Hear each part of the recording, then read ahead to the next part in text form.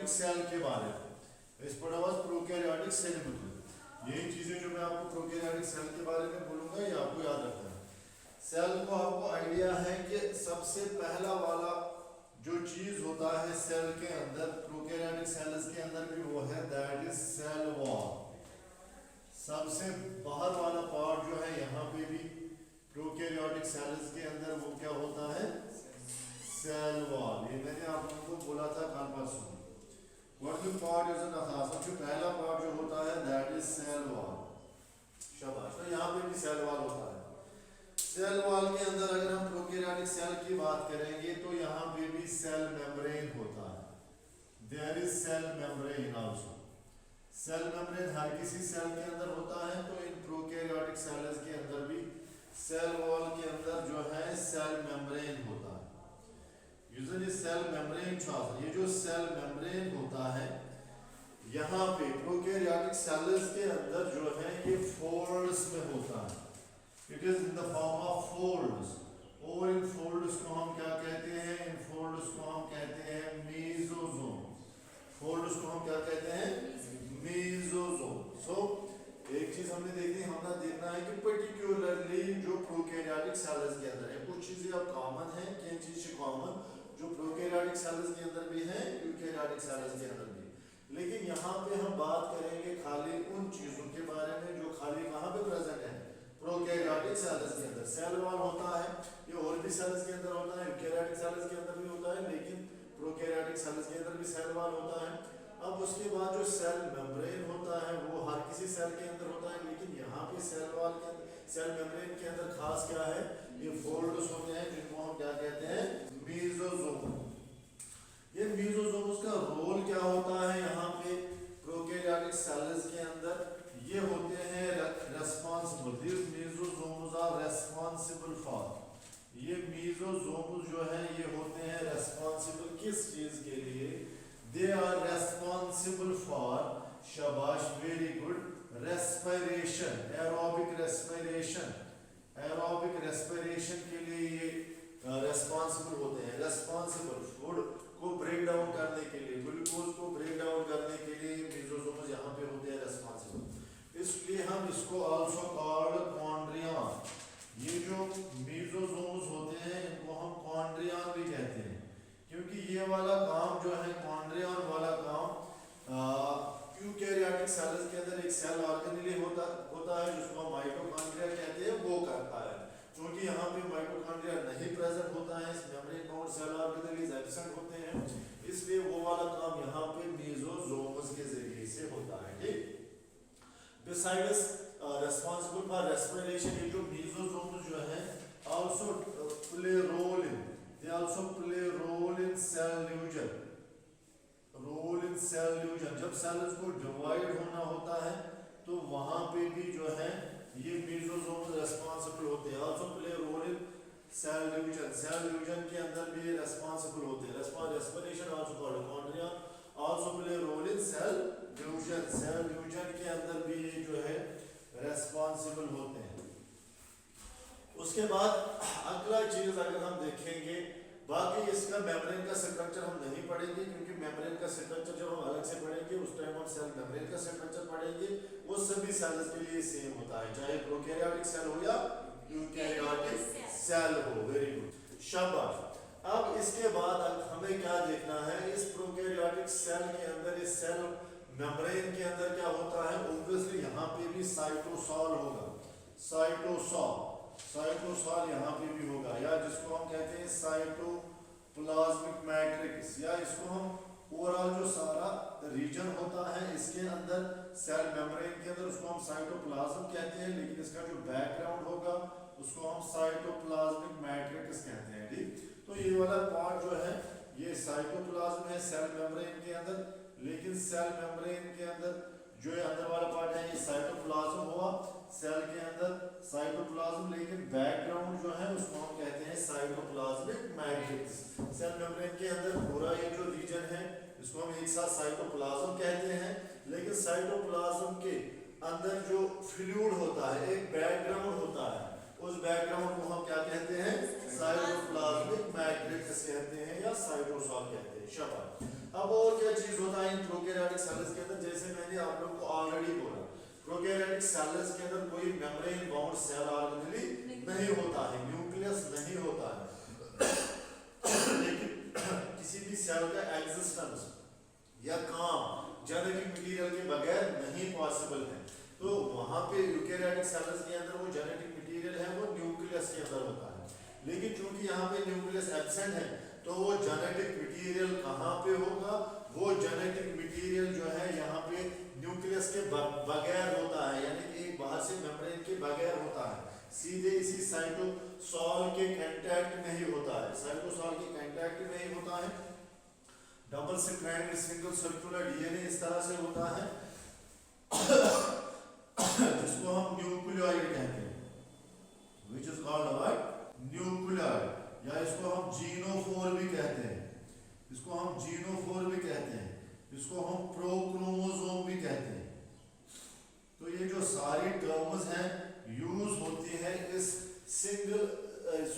Double stranded DNA के लिए, यानी कि जो जेनेटिक मटेरियल होता है प्रोकैरियोटिक सेल्स के अंदर कोई न्यूक्लियस नहीं होता है, वो double stranded single circular DNA होता है, double stranded single circular DNA होता है जिसको हम न्यूक्लियोइड कहते हैं, जीनोफोर कहते हैं या प्रोक्रोमोसोम कहते हैं।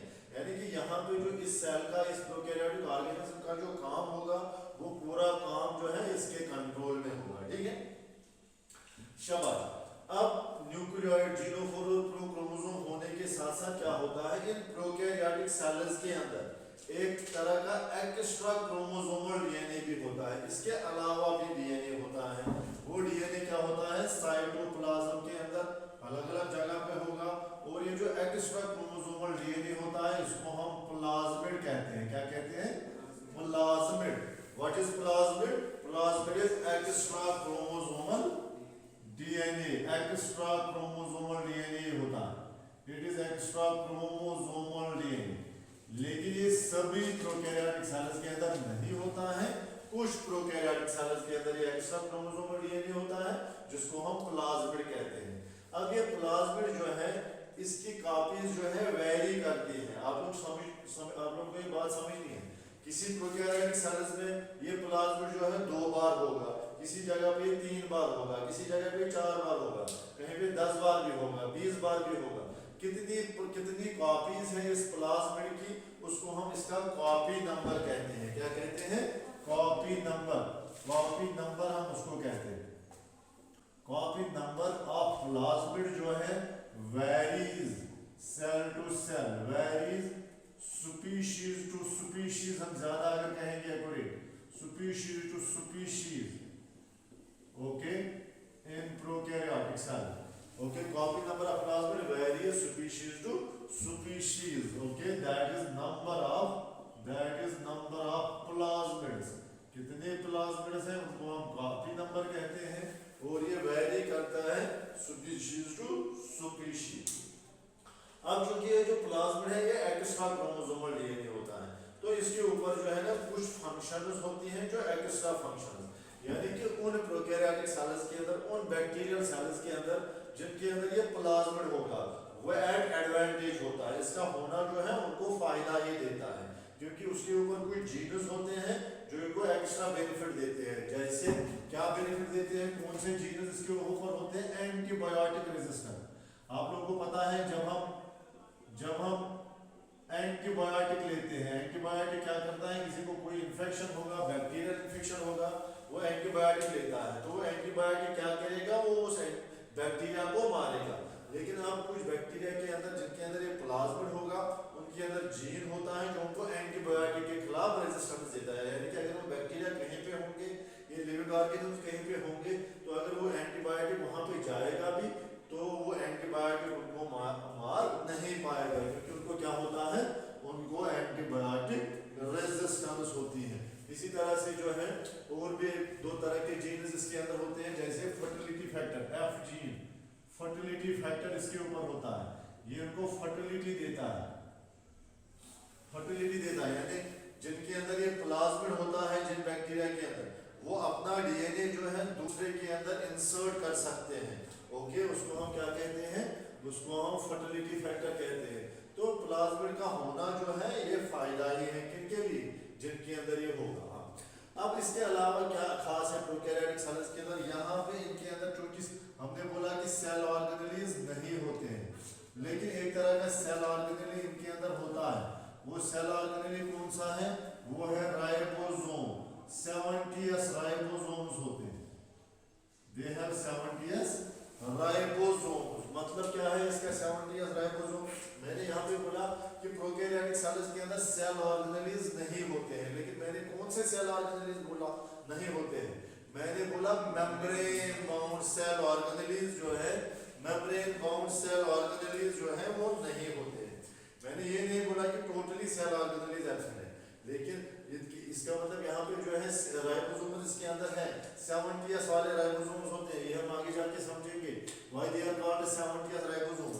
और राइबोसोम्स ऐसे सेल ऑर्गेनेल्स हैं जिनके अंदर मेम्ब्रेन नहीं होता है, दे आर विदाउट मेम्ब्रेन। मैंने बोला membrane bound cell organelles absent होते हैं, लेकिन ये सेल ऑर्गेनेल होता है राइबोसोम की, लेकिन एक खसूसियत है जो बाकी सेल ऑर्गेनेल्स के अंदर नहीं है, राइबोसोम का अपना मेम्ब्रेन नहीं होता है। So it is a cell organelle which is present but it is membraneless cell organelle. ठीक है, यहाँ तक आप लोगों को ये समझ आया। सो आई विल रिपीट, फिर से मैं रिपीट करूंगा क्या होता है प्रोकैरियोटिक सेल्स के अंदर। बाहर से सेल वॉल होता है, अंदर से जो है सेल मेम्ब्रेन होगा। ये दो चीजें सभी सेल्स के अंदर होती हैं, सेल वॉल भी प्लांट सेल्स के अंदर होती है, लेकिन प्रोकैरियोटिक सेल्स के अंदर भी सेल वॉल होता है, except one cell that is called mycoplasma. मैंने आप लोगों को ये बार-बार बोला है, mycoplasma is a prokaryotic cell which is without cell wall. Mycoplasma only prokaryotic cell, खाली ये प्रोकैरियोटिक, ये वो प्रोकैरियोटिक सेल है, only prokaryotic cell which is without cell wall, जो किसके बगैर है, सेल वॉल के बगैर है। बाकी सभी प्रोकैरियोटिक सेल्स के अंदर यानी बैक्टीरियल सेल्स के अंदर क्या होता है, सेल वॉल होता है। अब इस सेल वॉल के अंदर मैंने बोला सेल मेम्ब्रेन है, सेल मेम्ब्रेन के अंदर मैंने क्या खास बोला, सेल मेम्ब्रेन तो बाकी सेल्स के अंदर भी है, लेकिन मैंने यहाँ पे क्या खास बोला, इसके अंदर सेल मेम्ब्रेन के अंदर फोल्ड्स होते हैं, उन फोल्ड्स को हम क्या कहते हैं, मेसोसोम्स कहते हैं। मेसोसोम्स का अपना रोल एक होता है, रेस्पिरेशन के लिए रिस्पांसिबल होते हैं, that is why they are also called chondria, या सेल डिवीजन के अंदर भी ये रोल प्ले करते हैं। तो ये फोल्ड्स होना जो है इंपॉर्टेंट है, और साथ साथ में इसकी वजह से, फोल्ड्स की वजह से सरफेस एरिया जो है सेल मेम्ब्रेन का वो बढ़ जाता है, यानी कि उसका एरिया जो है सरफेस एरिया उसकी वजह से बढ़ जाता है। फिर हमने बोला एक इंपॉर्टेंट चीज जो मेन चीज है, क्योंकि membrane bound cell organelles absent होते हैं, जेनेटिक मटेरियल होता है, क्रोमोसोम होता है सिंपल फॉर्म में जिसको हम प्रोक्रोमोसोम कहते हैं। ओके, ये डीएनए का बना होता है, खाली बाहर से कोई मेम्ब्रेन नहीं होता है, डबल स्ट्रैंडेड डीएनए होता है, लेकिन ये सर्कुलर फॉर्म में होता है, जिसको हम न्यूक्लियोइड कहते हैं या जीनोफोर कहते हैं या प्रोक्रोमोसोम कहते हैं। लेकिन कुछ प्रोकैरियोटिक सेल्स के अंदर, not in all prokaryotic cells, वहां पे कुछ एक्स्ट्रा डीएनए होता है, एक्स्ट्रा जेनेटिक मटेरियल होता है, वो एक्स्ट्रा जेनेटिक मटेरियल होता है जिसको हम क्या कहते हैं, प्लाज्मिड कहते हैं। अब ये जो प्लाज्मिड की कॉपीज हैं ये फिर वेरी करते हैं, कहीं पे 2 होंगी, कहीं पे 4 होंगी, अलग अलग स्पीशीज के अंदर प्रोकैरियोटिक के अंदर, जिसको हम क्या कहते हैं, जिसको हम कॉपी नंबर कहते हैं। ठीक है, कॉपी नंबर जो है वो वेरी करता है। अब क्या ये प्लाज्मिड का होना फायदा है? हाँ बिल्कुल फायदा है, अगर इसके ऊपर मेन जीनस नहीं होते हैं, लेकिन कुछ इस तरह के जीनस होते हैं जो इस प्रोकैरियोटिक सेल को फायदा देते हैं, एडवांटेज देते हैं। उनमें एक चीज है एंटीबायोटिक रेजिस्टेंस इनको देते हैं, या जो है फर्टिलिटी इनकी वजह से इनके अंदर आती है। ठीक है, जो हमें आगे अभी क्लियर होगा। तो ये चीज है। अब सेल वॉल के बाहर कहीं कहीं पे क्या होता है, प्रोकैरियोटिक सेल्स के अंदर एक और लेयर होती है, शाबाश, एक और लेयर होती है, एक और लेयर होती है जिसको हम कहते हैं ग्लाइकोकैलेक्स। क्या कहते हैं? हाँ, कहीं कहीं पे कुछ बैक्टीरिया के अंदर एक और लेयर होती है सेल वॉल के बाहर भी, जिसको हम क्या कहते हैं, ग्लाइकोकैलेक्स। अब ये ग्लाइकोकैलेक्स जो है ये कहीं पे सॉफ्ट होता है, कहीं पे हार्ड होता है। क्या होता है? हार्ड। अगर ये सॉफ्ट होगा, इफ इट इज सॉफ्ट, अगर ये सॉफ्ट होगा तो इसको इसको हम सलाइव लेयर कहते हैं। क्या कहते हैं? It is called the slime layer. अगर ये हार्ड होगा, if it is hard then it is called capsule. क्या इसको हम फिर कहते हैं? कैप्सूल कहते हैं। ग्लाइकोकैलिक्स का होना जो है ये फायदा ही है। अब जिन बैक्टीरिया के अंदर ये होगा, जिन प्रोकैरियोटिक सेल के अंदर ये होगा, इनको ये एडवांटेज ही देता है। लेकिन ये हर जगह पे ये जो ग्लाइकोकैलिक्स है जहाँ पे प्रेजेंट होता है, इसका जो टेक्सचर है वो एक जैसा नहीं होता है। कहीं पे सॉफ्ट होगा, if it soft then it's called slime layer. अगर ये हार्ड होगा तो इसको हम क्या कहते हैं? इसको हम कैप्सूल कहते हैं। ठीक, तो ये जो तीनों चीजें हैं, ग्लाइकोकैलिक्स, सेल वॉल और सेल मेम्ब्रेन, इसको हम एक साथ इकट्ठे मिला के क्या कहते हैं? सेल एनवलप कहते हैं। What it is called? Cell envelope. ठीक, तो यहाँ पे मैं आप लोगों को ये क्लियर करूंगा कि अगर ये सेल, अगर ग्लाइकोकैलिक्स एब्सेंट होगा, अगर ग्लाइकोकैलिक्स एब्सेंट होगा तब सेल एनवलप जो है खाली सेल वॉल और सेल मेम्ब्रेन का बनता है। अगर ये तीनों चीजें हैं तो तीनों मिला के सेल एनवलप बनाते हैं। अगर ग्लाइकोकैलिक्स एब्सेंट है, जैसे कि होता है कुछ के अंदर, कहीं कहीं पे होता है, सेल वॉल होगा और सेल मेम्ब्रेन जो है सेल एनवलप बनाता है। तो लेकिन माइकोप्लाज्म के केस में सेल एनवलप कौन सा चीज बनाता है? In case of mycoplasma which forms cell envelope? Only cell membrane. यहाँ पे क्या होता है? क्योंकि यहाँ पे ना तो ग्लाइकोकैलिक्स होता है ना सेल वॉल होता है। एनिमल सेल्स की तरह, जो हम आगे देखेंगे, एनिमल सेल्स की तरह बाहर वाला मेम्ब्रेन जो है वो सेल मेम्ब्रेन ही होता है। इसीलिए हम इसको क्या कहते हैं? इसका जो सेल एनवलप है वो कौन बनाता है? खाली सेल एनवलप जो है इसका खाली सेल मेम्ब्रेन बनाता है। यहां तक ये क्लियर हुआ? शाबाश यार। वहीं कैसा गए तुम वहीं वुचो इसमें प्रोकैरियोटिक सेल अगर नेबर की दिया हो, नेबर की छी मनमस के अपेंडेजेस आसन। क्या आसन? बाहर की तरफ कुछ अपेंडेजेस होते हैं। अपेंडेजेस में क्या होता है? अपेंडेजेस में एक चीज होता है जिसको हम फ्लाइला कहते हैं। जो फ्लाइला का इसके प्रोजेक्शन आकाश अपेंडेज, अपेंडेज के जैसे हमने लेग्स हैं, आर्म्स हैं, मेन बॉडी से जो कोई चीज बाहर निकलता है उसको हम क्या कहते हैं? That is called what? That is called appendage. उसको हम क्या कहते हैं? अपेंडेज कहते हैं। इनके अंदर जो है फ्लाइला भी होता है। And you know flagella is for what purpose? Flagella जो होता है ये लोकोमोशन के लिए होता है। लोकोमोशन। ठीक, ओके, फ्लाइला होता है लोकोमोशन के लिए। अब इसका फ्लाइला का जो है ना एक पार्ट इसके अंदर होता है, सेल एनवलप के अंदर होता है। सेल एनवलप के फिर बाहर निकलता है थोड़ा सा कर्व्ड पार्ट और फिर ये लंबा सा पार्ट पूरा बाहर की तरफ होता है।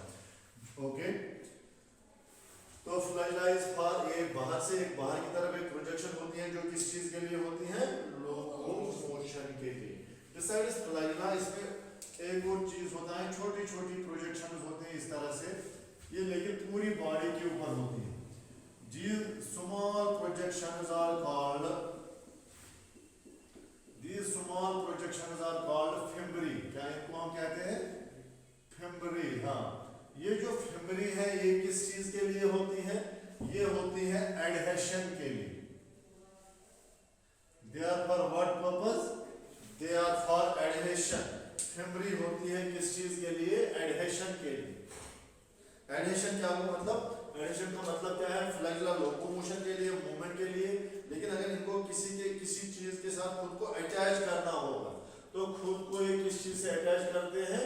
फिम्बरी के जरिए से अटैच करते हैं, जिस चीज को हम क्या कहते हैं? which is called what? which is called adhesion। जिसको हम क्या कहते हैं? जिसको हम एडहेशन कहते हैं। अच्छा, अब लास्ट में एक और चीज प्रोजेक्शन के अंदर इनसे फिम्बरी से कुछ चीजें जो है ना, कुछ प्रोजेक्शन थोड़ी सी बड़ी होती है, कुछ प्रोजेक्शन फ्यू प्रोजेक्शन जिनको हम पिल्लाई कहते हैं, which are called what? which are called Pillai. Okay, क्या हम उनको कहते हैं? पिल्लाई कहते हैं। which are called Pillai. Pillai देखो, आई विल रिपीट इट। मैंने बोला प्रोजेक्शन है जो प्रोकैरियोटिक सेल को बाहर की तरफ निकलती है। एक क्या होता है? एक तो फ्लाइला होता है। Flagella is for locomotion and fimbriae होती है। फिम्बरी आर फॉर एडहेशन, यानी कि चिपकना किसी चीज के साथ। And then there is pili which is shorter than flagella obviously but little bit longer than fimbriae. और फिमरी जो है ये बहुत सारी होती हैं, न्यूमरस होती हैं। लेकिन ये जो पिल्लाई होती है ये फ्यू होती है। क्या होती है? फ्यू। ये पिल्लाई जो है ये किस चीज के लिए होती है? Pili are for the formation of conjugation tube. Pili क्या करती है? ये कंजुगेशन ट्यूब बनाती है। ये मैं यहाँ पे आप लोगों को समझाऊंगा छोटा सा यहाँ पे करके। ये एक बैक्टीरियल सेल है, ये दूसरी बैक्टीरियल सेल है। अब इस बैक्टीरियल सेल की जो है ना ये पिल्लाई है, तो ये क्या करेगा? ये इसके खुद के ये जो पिल्लाई है ये इंसर्ट करेगा दूसरी बैक्टीरियल सेल के अंदर। जब इसने दूसरी बैक्टीरियल सेल के अंदर ये पिल्लाई इंसर्ट करे, जब दूसरी बैक्टीरियल सेल के अंदर ये पिल्लाई इंसर्ट करे, तो ये यहाँ पे जो ट्यूब बना इसको हम कहते हैं कंजुगेशन ट्यूब। बात समझ रहे हो आप लोग? यहाँ पे एक बैक्टीरियल सेल है, इसके ये पिल्लाई है, इसने अपने इन पिल्लाई को क्या करा? इसके अंदर इंसर्ट करा, दूसरी बैक्टीरियल सेल के अंदर इंसर्ट करा, और बीच में एक ब्रिज जैसा बना। ये जो ब्रिज बना इसको हम क्या कहते हैं? Conjugation tube. अब इस कंजुगेशन ट्यूब के जरिए से क्या होगा? उन बैक्टीरिया, ये वो बैक्टीरिया करते हैं जिनके अंदर प्लाज्मिड होता है। जिनके अंदर क्या होता है? प्लाज्मिड। अब ये एक्स्ट्रा क्रोमोसोमल डीएनए जो है इस कंजुगेशन ट्यूब के जरिए से यहाँ पे पास होगा।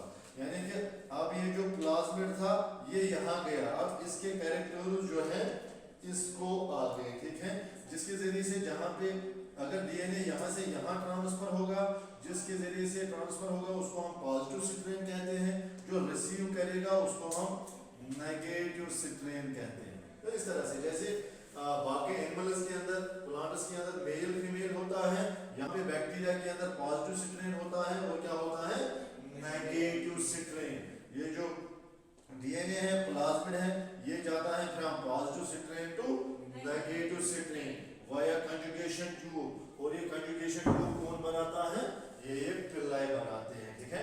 सो ये मैंने आप लोगों को कुछ चीजें बोली, बेसिक चीजें बोली, किस चीज के, किसके बारे में? प्रोकैरियोटिक सेल के बारे में। तो अब हम क्या करेंगे? प्रोकैरियोटिक सेल हमने डिफरेंस करना है यूकैरियोटिक, तो फिर सारे पार्ट जो हमें पढ़ने हैं, हमें सेल वॉल पढ़ना है, तो ऑब्वियसली सेल वॉल की हम कंपोजिशन बताएंगे। सेल वॉल प्लांट सेल्स के अंदर भी होता है, लेकिन वहां पे उसकी कंपोजिशन अलग होती है, यहाँ पे कंपोजिशन काम एक ही है। जहाँ कहीं पे भी सेल वॉल होगा, चाहे फंगस के अंदर, अगर हम देखेंगे प्लांट्स के अंदर सेल वॉल जो है वो सेलुलोज का बना होता है, फंगस के अंदर काइटिन का बना होता है, लेकिन बैक्टीरिया के अंदर ये पेप्टाइडोग्लाइकान का बना होता है प्रोकैरियोटिक सेल्स के अंदर, ठीक है। सिमिलरली ग्लाइकोकैलिक्स यहाँ पे होता है, तो ग्लाइकोकैलिक्स या तो हार्ड होता है या सॉफ्ट होता है, ठीक है। फिर cell membrane, cell membrane almost हर जगह पे स्ट्रक्चर जो है इसका सेम ही होता है, लेकिन ये मेसोसोम्स वगैरह अलग था। जो अलग चीजें थी प्रोकैरियोटिक सेल के अंदर वो मैंने आपको बताई। अब हमें सेल जो है एक एक पार्ट हमें डिस्कस करना है, तो वो सारी चीजें आएंगी, अब चाहे वो प्रोकैरियोटिक सेल वाला पार्ट हो या यूकैरियोटिक। जैसे मैंने बोला इनके अंदर राइबोसोम्स कौन से वाले होते हैं? 70 राइबोसोम्स। जब हम राइबोसोम्स पढ़ेंगे, क्योंकि राइबोसोम्स यहाँ पे भी होते हैं, हर किसी सेल के अंदर होते हैं, तो जब हम राइबोसोम्स पढ़ेंगे तो हमें ऑब्वियसली समझ आएगा कि इनको हम 70s क्यों कहते हैं। 80s दूसरे होते हैं जो यूकैरियोटिक सेल्स के अंदर होते हैं, और 70s यहाँ पे प्रोकैरियोटिक सेल्स के अंदर भी होते हैं, यूकैरियोटिक सेल्स के अंदर भी होते हैं। जब हम राइबोसोम्स के बारे में पढ़ेंगे तो ये सारी चीजें हमें वन बाय वन धीरे धीरे करके जो है समझ आएगी, ठीक है ना। ओके, तो लेट्स आगे पे आज यहाँ है तो सही वाली लिखना हो ना, तो एक बार पद भी सो जाएगी।